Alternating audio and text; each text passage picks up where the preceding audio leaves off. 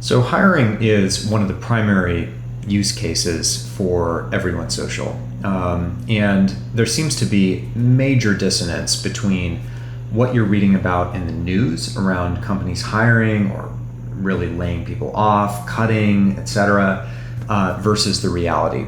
So over the last month, I've spoken with a number of our clients who use Everyone Social for hiring, for their employees to share job posts, employer branded content, stories about what it's like to work at the company, etc.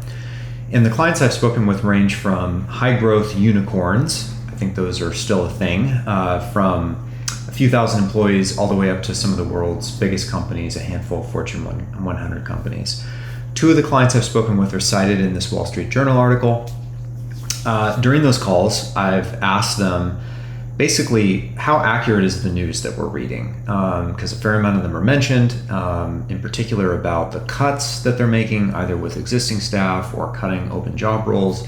And I wanted to know, among other things, how have their hiring plans changed? And the response has been interesting. At the high end, we've heard we're continuing to push full steam ahead with hiring, no change. That was a little bit surprising, especially considering some of these companies have been mentioned in news articles. The low end has been, we're not hiring for as many roles, but we're still hiring. Obviously, our sample set is relatively small amongst our clients, but we've yet to talk with a company who uses our product for hiring who said, major changes have occurred. We're, cutting all open roles, etc. One CEO I talked to said, quote, "My two greatest challenges right now are hiring and attracting new buyers." And interestingly, this is a CEO of a smaller company, of a kind of multinational tech company with around 500 people. So for companies that are growing, I think it's pretty clear that for those that have the ability to look out beyond the next few quarters, which hopefully are all companies in relatively good standing, they're continuing to plan for and invest in the future. And most of these companies, the future involves technology, software, hardware, AI, ML, and the market for that talent remains extremely competitive. This is also a little bit of conjecture on my part, but I think companies are using this moment as an opportunity to trim low performers, strengthen alignment and focus, kind of using the cover of this macroeconomic situation.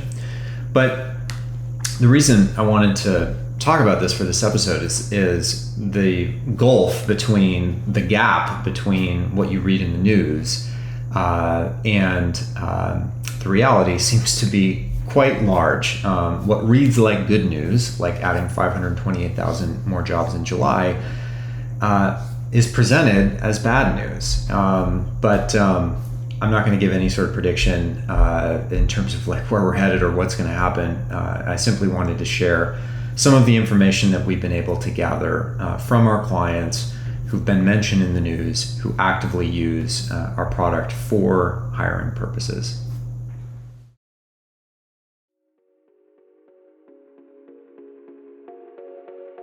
Thanks for listening to this episode of the Social at Scale podcast. If you enjoyed what you heard, please be sure to subscribe. If you didn't enjoy it, please let me know. You can access past episodes on our site at everyonesocial.com/podcast.